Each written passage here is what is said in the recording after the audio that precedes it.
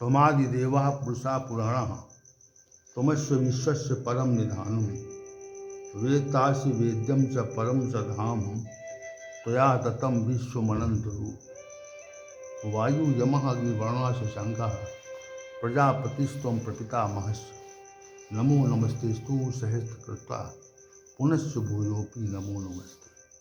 वसुदेवसुतं देवं कंसचारूरमर्दनं देवकी परमानंदम कृष्णं वंदे जगद्गुरुं कृष्णाय वासुदेवाय हरे परमात्मने प्रणत क्लेश नाशाय गोविंदाय नमो नमः गोविंदाय नमो नमः। हम सभी आज पुनः भगवद गीता के दूसरे अध्याय के श्लोक संख्या 47 पर ही विचार करेंगे, जो कर्मण्यवाधिकारस्ते के रूप में प्रचलित है। अब हम आज से मध्यम श्रेणी के कर्म क्या हैं उन पर थोड़ा प्रकाश डालेंगे। मनुष्य सामान्यतः मध्यम श्रेणी के कर्मों का आचरण करता है। मध्यम श्रेणी के पुरुष रजोगुण की प्रबलता से आवृत रहते हैं। रजोगुण की प्रबलता के कारण वे मध्यम श्रेणी के कर्मों का संपादन करते रहते हैं।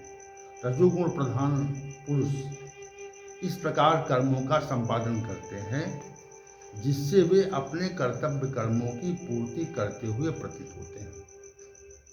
मध्यम श्रेणी के कर्मों के संपादन में वे अपने जीवन के उद्देश्य को सीमित कर लेते हैं और परिवार, सगे संबंधी, इष्ट मित्रों तक सीमित हो जाते हैं तथा उनके कल्याण के लिए, उनके सुख के लिए व्यवहार करते रहते हैं। मध्यम श्रेणी के कर्मों का परिणाम भी मध्यम प्रकार का ही होता है। ऐसे लोग अपने तथा अपनों के लिए जीवन पर्यंत व्यस्त रहकर अपनी जीवन यात्रा पूरी करते हैं तथा जीवन के परम लक्ष्य मुक्ति से बहुत दूर रहते हैं।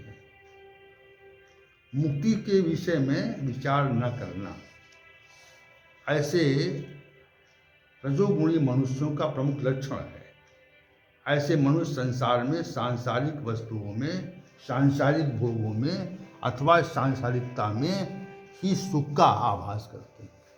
उनका ये मानना होता है कि मानव जन्म केवल अपनी उदर पूर्ति तथा अपनों की सुविधा की व्यवस्था के लिए है। परमात्मा द्वारा प्रदत्त प्रदान किया जाता है जीवन का अन्य कोई उद्देश्य नहीं होता, ऐसा उनका मानना है। हमें मात्र अपने लिए और अपनों के लिए ही कार्य करना चाहिए। इस तथ्य को दृष्टिगत रखकर जो भी कर्म होते हैं वो कर्म मध्यम श्रेणी के कर्मों में आते हैं।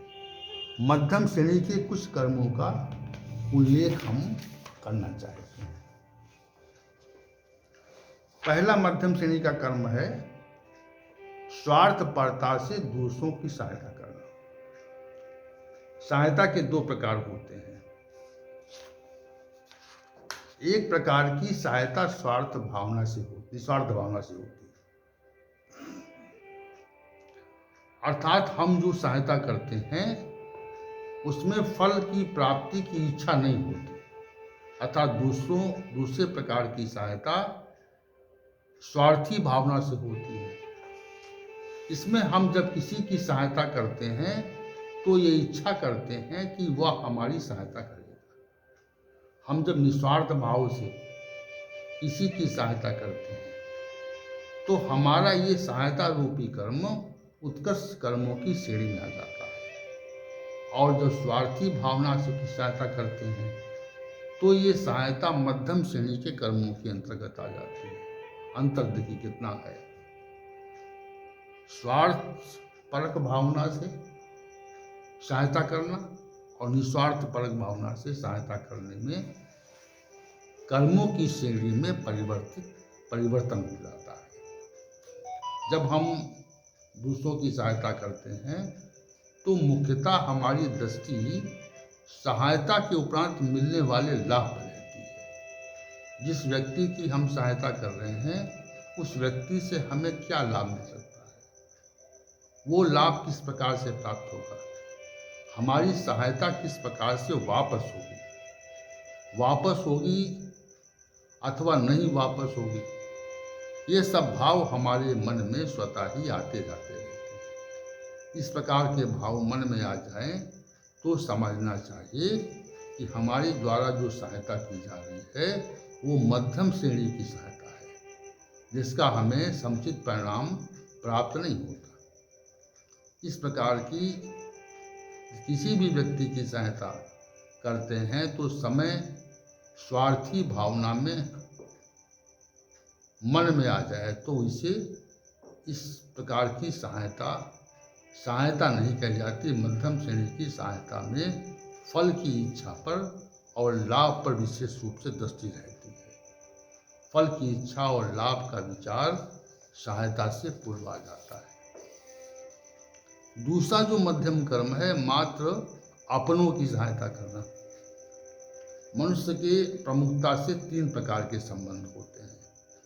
पहले प्रकार के संबंधों को पारिवारिक संबंध कहा जाता है और दूसरे प्रकार के संबंधों में अपने संबंधियों के प्रति अपनत्व का भाव रहता है, इसलिए अपनत्व के कारण उनसे लगाव हो जाता है तथा आसक्ति भी रहती है। तीसरे प्रकार का संबंध सामाजिक संबंध है, जो समाज में रहकर हो जाते हैं, अर्थात तीनों प्रकार के संबंधों से संबंधित व्यक्तियों की प्रतिकूल परिस्थितियों में हम सहायता करने का प्रयास करते हैं अथवा अकारण ही उन्हें प्रसन्न करने की ओर अग्रसर होते हैं। हम उक्त तीनों प्रकार के व्यक्तियों की सहायता अनायास नहीं करते, उसमें कोई कारण अवश्य होता है, उसमें आसक्ति अवश्य होती है, सुख प्राप्ति का भाव अवश्य रहता है। अपनों से अपनत्व ही के कारण ही हम उनके साथ रहते हैं। एक पिता अपने पुत्र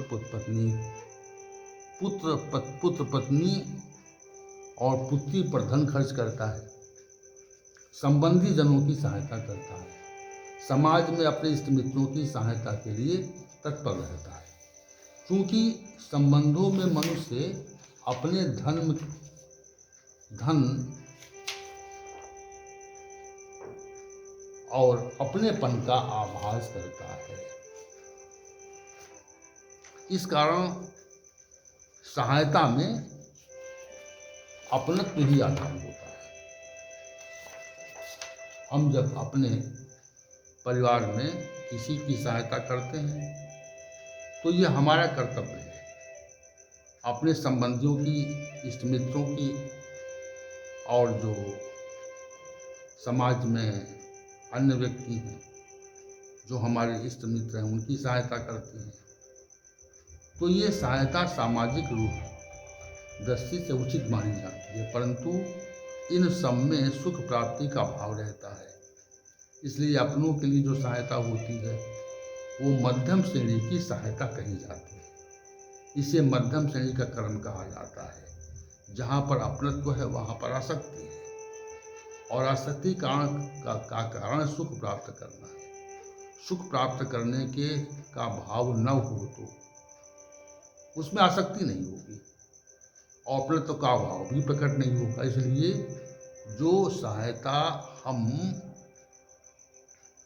अपने संबंधियों के लिए, अपने परिवार के लिए, अपने इष्ट मित्रों के लिए करते हैं, वो सहायता उत्कृष्ट श्रेणी की नहीं मानी जाती, मध्यम श्रेणी की मानी जाती है, क्योंकि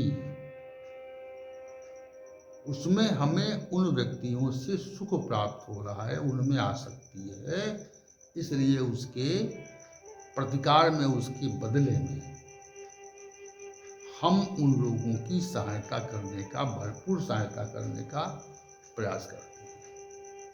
ये विशेष स्वभाव है, विशेष बात है। तो मध्यम श्रेणी